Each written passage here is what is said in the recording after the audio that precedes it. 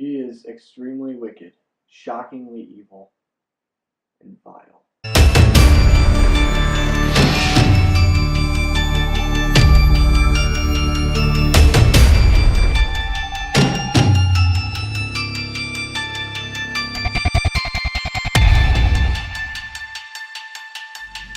What is going on, guys? Welcome back to my channel, and this is my review of the new Netflix original film, Extremely Wicked, Shockingly Evil, and Vile. This is the Ted Bundy biopic film, I guess you could say. This film stars Zac Efron and Lily Collins, and it is directed by Joe Berlinger. I was very excited for this film, and so when I heard that it was going to Netflix, one of two things happened. One, I was a little concerned that this movie wasn't as good as what I was hoping it was going to be, and number two, I was also thinking, wow, that's great. I don't have to pay money, to see it in the theater. I just have to, keep up with my Netflix subscription.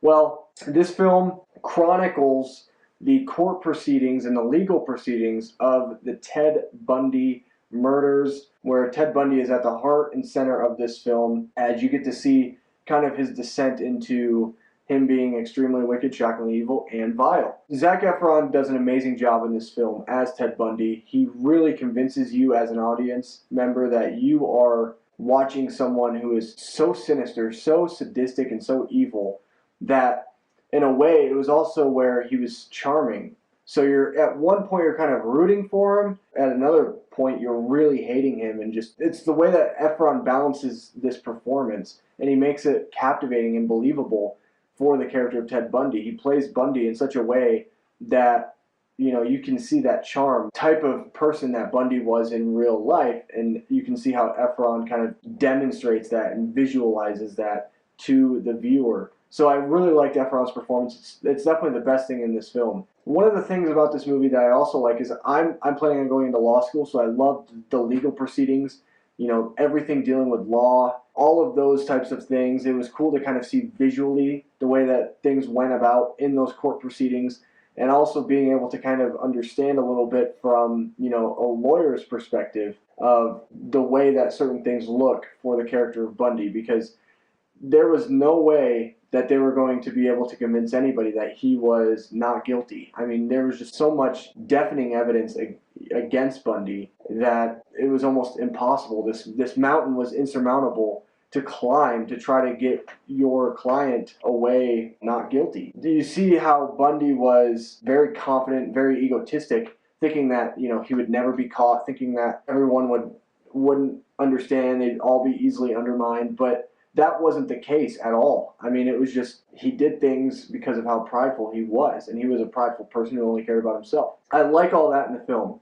Things I don't like about this movie. Number one is I was hoping that this film would dive a little bit more into the criminal side of the story of Ted Bundy, and it just felt more like a legal drama as opposed to a thriller or like maybe even a little bit of a slasher film.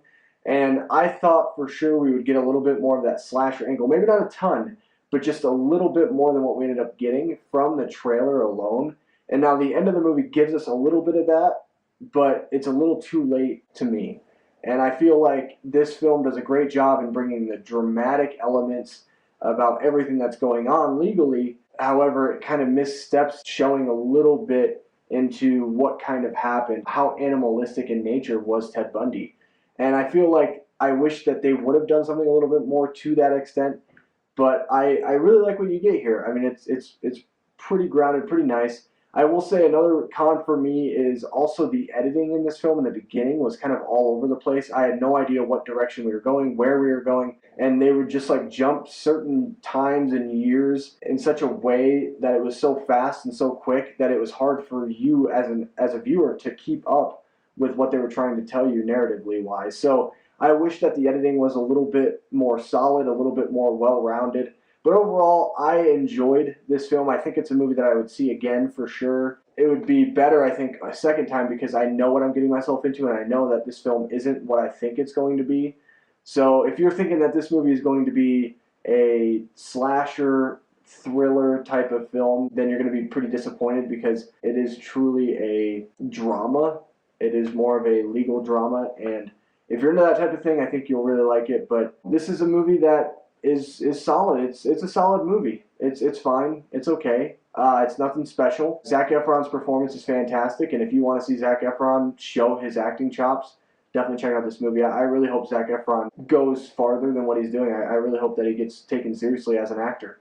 Anyway, guys, what did you think of Extremely Wicked, Shockingly Evil, and Vile? Let me know below in the comment section. Make sure you guys like this video. Subscribe to my channel for more content just like this. And as always, I'll see you guys in my next video. Goodbye.